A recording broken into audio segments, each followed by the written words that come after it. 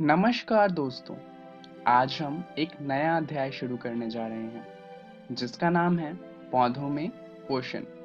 तो चलिए जानते हैं इस अध्याय के इस पहले भाग में हम क्या जानने वाले हैं।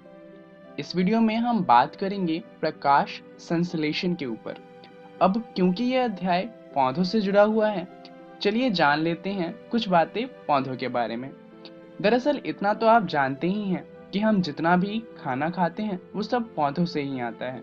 जैसे कि गाजर हो गया, टमाटर हो गए, पत्ता गोभी, बंद गोभी, ये सब पौधों से ही मिलते हैं। अब आप कहेंगे हम दूध पीते हैं और दूध तो गाय से मिलता है, ये तो पौधे से नहीं मिलता। पर यहाँ पर एक बात ध्यान दीजिए कि दूध तो गाय देती है, परंतु गाय क्या खाती है? गाय भी तो घास ही खाती है। तो किसी ना किसी तरीके से हमें जो खाना है वो पौधों से ही मिल रहा है। दूध ही नहीं, अगर हम बात करें अंडे की या फिर मांस की, तो ये सब हमें किसी ना किसी तरीके से पौधों से ही मिलता है। क्योंकि हम जिन पौधों को खाते हैं वो तो पौधों से आते ही हैं, परंतु हम जिन जानवरों को खाते हैं वो भी पौधों को खाकर ही बड़े होते हैं। तो जो हमारा खाना है वो पूरी तरीके से पौधों पर निर्भर करता है। तो अब पौधे अपना खाना कैसे बनाते हैं ये जानना जरूरी हो जाता है। तो चलिए जानते हैं कि आखिर पौधों में पोषण होता किस तरीके से है। हम इतना तो जानते हैं कि पौधे अपना भोजन स्वयं बनाते हैं। वो सूर्य की मदद से अपना खाना खुद बनाने में सक्षम होते हैं। दरअसल पौधों में मौजूद जो क्लोरोफिल होता है वो भोजन बनाने में उनकी सहायता करता है। अब ये क्लोरोफिल क्या है, चलिए जान लेते हैं। जो पत्तियां होती हैं उनमें हरे रंग का एक वर्णक होता है, यानी कि पिगमेंट होता है, जिसे क्लोरोफिल कहा जाता है। दरअसल ये जो क्लोरोफिल होता है ये हरे रंग का होता है, और जब पत्तियों का हरा रंग हमें दिखता है वो इन्हीं की वजह से दिखता है। तो क्लोरोफिल क्या होता है ये तो हमने जान लिया, और हमें ये भी पता है कि क्लोरोफिल की मदद से पौधे अपना खाना खुद बनाते हैं। चलिए जानते हैं कि आखिर ये कैसे होता है। दरअसल पौधों द्वारा भोजन बनाने और ऑक्सीजन को छोड़ने की जो प्रक्रिया है उसे कहा जाता है प्रकाश संश्लेषण। यहाँ पर जो पौधे होते हैं वो प्रकाश संश्लेषण की मदद से अपना खाना बनाते हैं। तो चलिए जानते हैं प्रकाश संश्लेषण को कि आखिर इसके लिए क्या क्या जरूरी होता है। तो प्रकाश संश्लेषण के लिए जो चीजें जरूरी हैं वो हैं, सबसे पहले क्लोरोफिल। जैसा कि हमने अभी अभी जाना कि क्लोरोफिल जो सूर्य की रोशनी है उसकी मदद से खाना बनाता है, तो वो तो जरूरी होगा ही। दूसरा होता है कार्बन डाइऑक्साइड। पौधों को कार्बन डाइऑक्साइड चाहिए होता है अपना खाना बनाने के लिए। तीसरा है जल एवं खनिज, और चौथा है सूर्य का प्रकाश।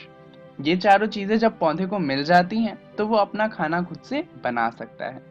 चलिए जानते हैं कि आखिर वो ये किस तरीके से लेता है।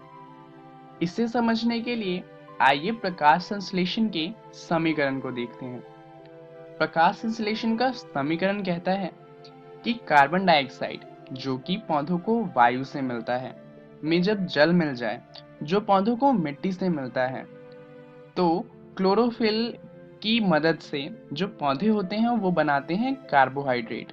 ये पौधों का भोजन होता है जो पौधे अपने आप को बड़ा करने के लिए और अपने खाने पीने के लिए इस्तेमाल करते हैं। और साथ में हमें मिलता है ऑक्सीजन, जो कि पौधे क्या करते हैं वायुमंडल में छोड़ देते हैं। अब ये ऑक्सीजन जो होता है वो हम सांस लेने के लिए इस्तेमाल करते हैं। तो ये है समीकरण। यहाँ पर जो ये समीकरण है वो होने के लिए सूर्य की जरूरत होती है। अगर सूर्य नहीं होगा तो ये प्रक्रिया नहीं हो सकती। इस प्रक्रिया को अपनी कॉपी में लिख लीजिए, ये बहुत ही जरूरी है। अब जरा यहाँ पर एक चीज देखिए, जो जल है वो तो मिट्टी से मिल जाएगा, परंतु कार्बन डाइऑक्साइड की बात करें तो यहाँ पर ये क्वेश्चन आता है कि क्या पौधे सांस ले सकते हैं? आखिर उन्हें कार्बन डाइऑक्साइड मिलता कैसे है? चलिए जानते हैं। दरअसल पौधों को जो कार्बन डाइऑक्साइड है वो रंध्र की मदद से मिलता है, जिसे हम इंग्लिश में स्टोमेटा कहते हैं। ये पत्तों के दोनों भाग पे पाया जाता है, मतलब पत्तों के आगे भी होता है और पत्तों के पीछे भी होता है। इसकी मदद से जो पौधे होते हैं वो हवा से कार्बन डाइऑक्साइड को अपने अंदर ले सकते हैं। इसके अंदर एक रंध्र छिद्र होता है जिसकी मदद से जो हवा है वो अंदर जाती है, और जो रंध्र छिद्र है उसको कवर करता है द्वार कोशिकाएं, जो कि खुलती हैं और बंद होती हैं। जब खुली होती हैं तो हवा अंदर जा सकती है और अंदर से बाहर भी आ सकती है, परंतु जब द्वार कोशिकाएं बंद होती है तो हवा ना तो अंदर जा सकती है ना ही बाहर आ सकती है। अब आप शायद सोच रहे होंगे कि प्रकाश संश्लेषण इतना महत्वपूर्ण है क्यों, आखिर हम इतना क्यों पढ़ रहे हैं इसके बारे में। दरअसल जितने भी जीव हैं उन सभी जीवों के भोजन तथा ऑक्सीजन की पूर्ति के लिए प्रकाश संश्लेषण की जरूरत होती है। जितने भी जीव इस धरती पर हैं वो अपने भोजन के लिए पौधों पर निर्भर होते हैं, और पौधे खाना बनाने के लिए प्रकाश संश्लेषण पर। वहीं पौधों का दूसरा काम होता है कार्बन डाइऑक्साइड और ऑक्सीजन के संतुलन को बनाए रखना। अब जरा सोचिए कि पृथ्वी पर अगर एक भी पेड़ नहीं होता तो क्या होता। हम जितनी भी ऑक्सीजन होती उसे ले लेते और वो कार्बन डाइऑक्साइड में बदल जाती, और एक समय ऐसा आता जब पृथ्वी पर ऑक्सीजन की इतनी कमी हो जाती कि जीवन असंभव हो जाता। तो हम समझ सकते हैं कि आखिर प्रकाश संश्लेषण कितना ज्यादा महत्वपूर्ण है। अब आपने देखा होगा कि कुछ ऐसे पौधे होते हैं जिनकी पत्तियां हरे रंग की नहीं होती। तो इसका मतलब क्या है? क्या इनके अंदर क्लोरोफिल नहीं होता? और क्लोरोफिल नहीं होता तो क्या इसके अंदर प्रकाश संश्लेषण भी नहीं होगा?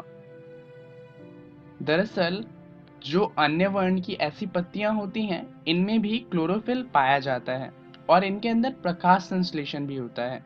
बस इनके जो कलर होते हैं वो अलग होते हैं क्योंकि इनके अंदर क्लोरोफिल कम होता है, और इस वजह से पत्तियां हरी नहीं दिखती। आपने देखा होगा कि तालाब के आसपास जो पत्थर होते हैं उन पे भी हरे रंग की काई जम जाती है, या फिर जो नदियां होती हैं और छोटे छोटे तालाब होते हैं उन पे हरी रंग की एक परत होती है।